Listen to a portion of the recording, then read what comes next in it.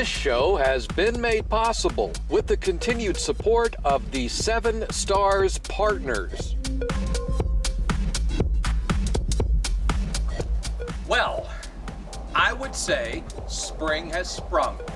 I'm out here without a jacket, there's no rain, beautiful blue skies, sunny, warm, and the blossoms are out. Yes, my friends, I think the worst is behind us. And at least here in Washington State, all this coronavirus stuff looks like it's going to be over soon. I think I can get a haircut in the next 3 or 4 weeks. By that time, I may be sharing a hairstyle with Michael Korfman. Just, you know, but whatever. Welcome back for another week of Perspectives. Seems like we just did this a week ago. Huh. And you know, what's great about wrapping up the coronavirus, the pestilence going away, is that now we can look forward to the next plague, which is locusts, right?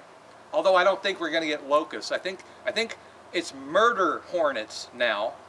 And if you haven't heard about these, then go look them up. Something else for us to be scared about. Living in Washington, I haven't seen any murder hornets yet. I did run into a beetle the other day who was a bit sarcastic, but it's not the same thing at all. So let's get on with our show this week by talking about a story we covered originally on our April 10th program, where Sweden was considering a complete ban on internet betting during the COVID-19 outbreak. Because apparently, people in Sweden are too stupid to manage their own lives. People in Sweden have no self-control when it comes to online betting. People in Sweden need the government to step in and make decisions for their lives. I'm being facetious, of course. The man in Sweden who hatched this plan is named, and bear with me, if I get it wrong, well, tough shit. His name is Ardalan Shekarabi. And if I did not pronounce the name correctly, you're going to have to live with it. His proposed shutdown of the online gaming industry in that country has met with, shall we say, criticism from industry professionals and operators alike, even from state-owned Svenska Spel, who says the idea of a complete shutdown is based on misleading data. Data which indicated a 33% rise in online gambling activity during the coronavirus pandemic. Data which Svenska Spel and other operators feel does not accurately reflect the current situation in the Swedish gaming market. In fact, over a dozen gaming company executives have now signed a petition in protest of any plans to close the online gambling market in that country, including representatives from William Hill, Betsson, Kindred, and Betway, to name a few. And even software big boys Net Entertainment and Quickspin have joined the ranks. A common unifying fear is not only the loss of revenue, but a loss of market share as black market operators also rush in to fill the void left from a complete Swedish shutdown. Of course, even if they don't close the country's market completely, operators there are still going to have to contend with deposit limits and a decimated sports betting industry there.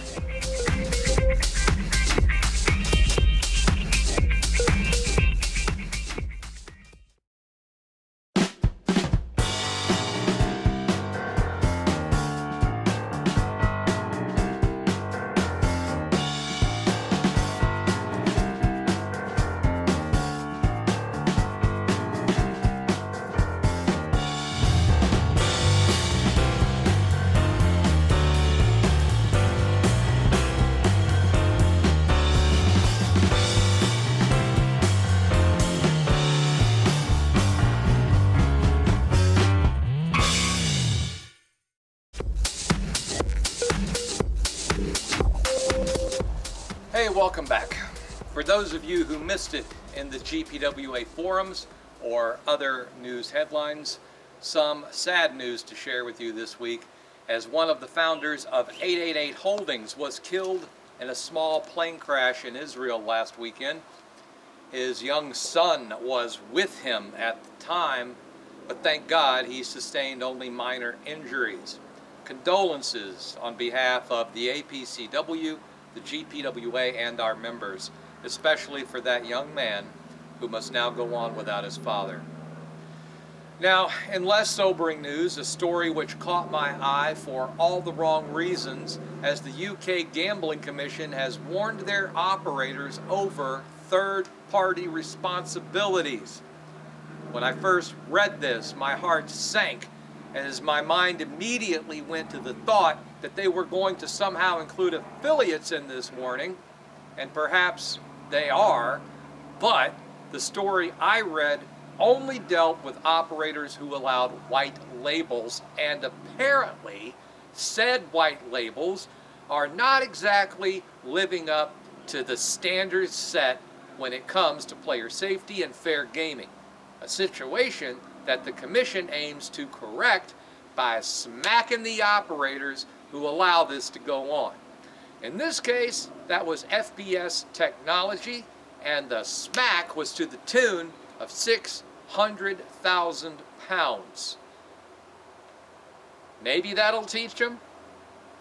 And finally, also from the UK, the Department of Education has announced plans to introduce a gambling curriculum for students. And my guess is they won't be teaching how to read the spread.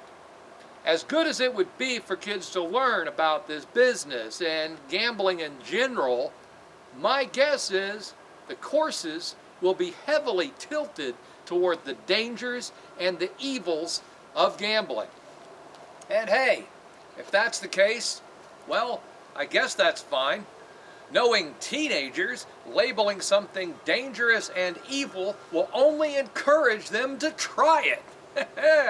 And don't write me emails telling me I'm condoning underage gambling. That's not what I'm doing. I'm simply pointing out the irony of what happens when you tell teens not to do something.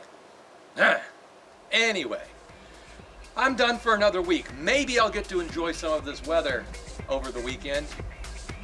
Probably not. The rain will come back. It'll be cold again. And maybe the murder hornets will show up.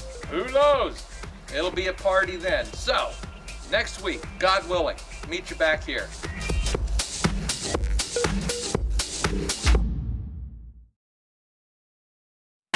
Where Sweden was considering a complete ban on internet betting, blah, blah, blah, blah, blah. That's good.